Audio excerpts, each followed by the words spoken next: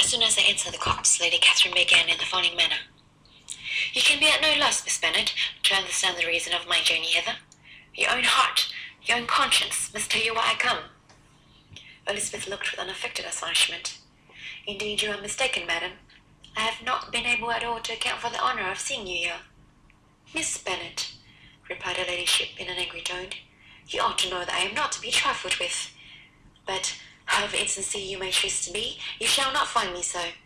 My character has ever been celebrated for its sincerity and frankness. In the course of such a moment as this, I shall certainly not depart from it. A report of a most alarming nature reached me 2 days ago.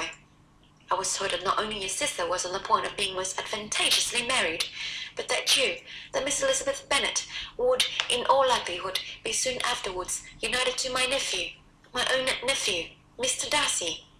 Though I know it must be a scandalous falsehood, though I would not injure him so much as to suppose the truth of it possible, I instantly resolved on setting off for this place, that I might make my sentiments known to you. If you believe it is impossible to be true, said Elizabeth, colouring with astonishment and disdain, I wonder you took the trouble of coming so far. What could your ladyship propose by it? At once, to insist upon having such a report universally contradicted. You coming to Longbourn to see me and my family, said Elizabeth coolly, would be rather a confirmation of it, if, indeed, such a report is in existence. If, do you then pretend to be ignorant of it? Has it not been industriously circulated by yourselves? Do you not know that such a report is spread abroad? I never heard that it was. And can you likewise declare that there is no foundation for it? I do not pretend to possess equal frankness with your ladyship. You may ask questions, which I shall not choose to answer. This is not to be borne, Miss Bennet. I insist on being satisfied. Has my nephew made you an offer of marriage? Your ladyship has declared it to be impossible. It ought to be so. It must be so, while he retains the use of his reason.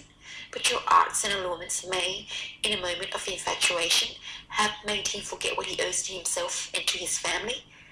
You may have drawn him in. If I have, I shall be the last person to confess it.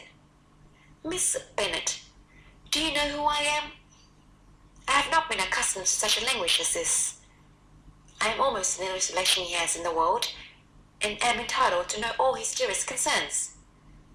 But you are not entitled to know mine, nor will such behaviour would ever induce me to be explicit. Let me be rightly understood. This match, to which you have the presumption to aspire, can never take place. No, never. Mr. Darcy is engaged to my daughter. Now, what have you to say? Only this, that if he is so, you can have no reason to suppose he will make an offer to me. Lady Catherine hesitated for a moment, and then replied, the engagement between them is of a peculiar kind.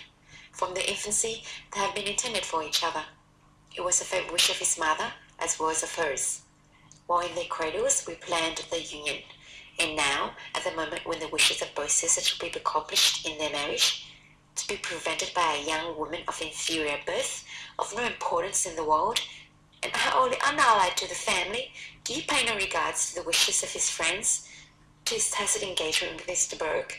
Are you lost to every feeling of propriety and delicacy? Have you not heard me say that from the earliest hours he was destined for his cousin? Yes, and I had heard it before. But what is that to me? If there's no other objection to my marrying your nephew, I shall certainly not be kept from it by knowing that his mother and his aunt wished him to marry Mr. Burke. You both did as much as you could in planning the marriage. Its completion depended on others. If Mr. Darcy is neither by honour or inclination confined to his cousin, why is it not he to make another choice? And if I am that choice, why may I not accept him? Because honour, decorum, prudence, nay, interest forbid it? Yes, Miss Bennet, interest. For do not expect to be noticed by his family or friends if you wilfully act against the inclinations of all. You will be censured, slighted, and despised by everyone connected with him. Your alliance will be a disgrace. Your name will never be mentioned by any of us. These are heavy misfortunes, replied Elizabeth, The wife of Mr. Darcy must have such extraordinary sources of happiness necessarily attached to her situation, that she could, in all like upon the whole, have no cause to repine.